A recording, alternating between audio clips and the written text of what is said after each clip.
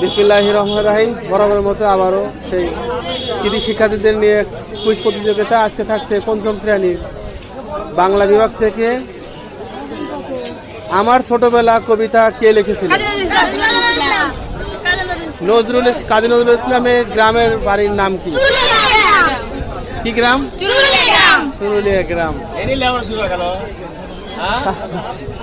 তারপরে কাজী নজরুল ইসলাম কেমন ছিলেন? লোক কেমন ছিলেন? দয়ালু ছিলেন নাকি মানে কঠোর ছিলেন? দয়ালু ছিলেন।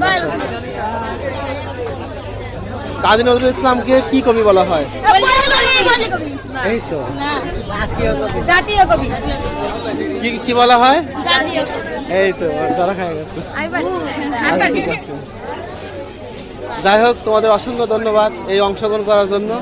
আবারও তোমাদের সাথে দেখা হবে। ততক্ষণ পর্যন্ত ভালো থাকবে তোমরা। এবং আজকে তোমাদের সাথে থাকছে সৌজন্য কিছু পুরস্কার। ধন্যবাদ।